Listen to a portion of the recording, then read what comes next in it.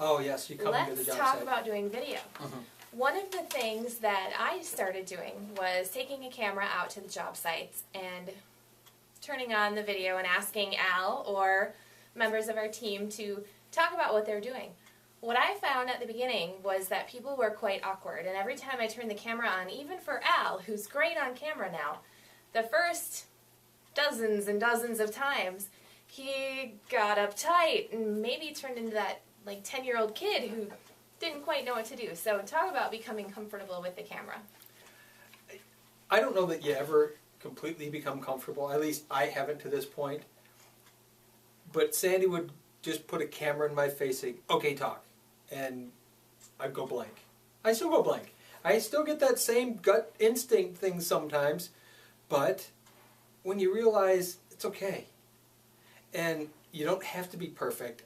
I don't want to sound perfect. I'd rather just be me because I don't speak perfectly every single time I open my mouth. Why would I want to do it? Only when I'm on video and my voice change and everything else. And through repetition, it certainly has gotten easier. Just do it. And again, doesn't have to be perfect, doesn't have any of that.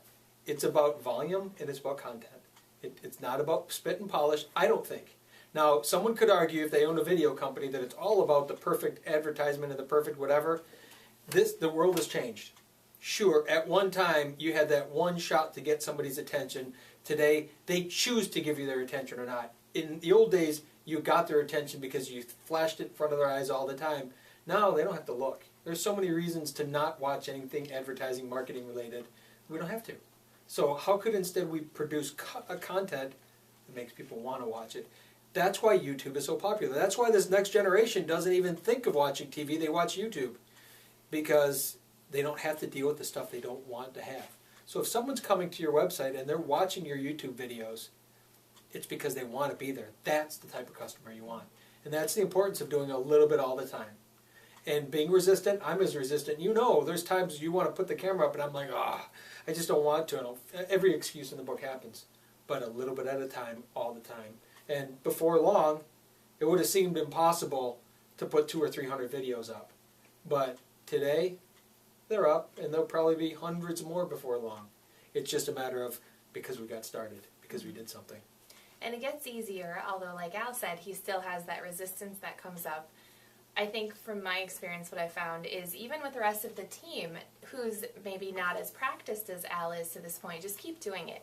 Every time I show up, I need to take the camera out and I need to ask Karen what she's doing with this rock, or I need to ask Mark what he's doing. And they may not be as natural as we'd hope they eventually will be, but what they are is real.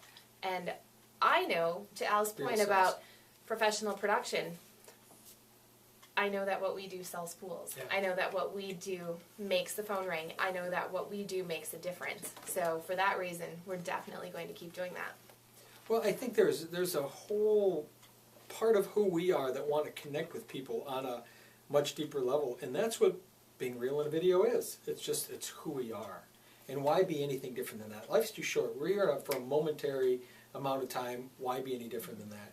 And if we translate that in our business as well, I think that's why our online presence has become so powerful.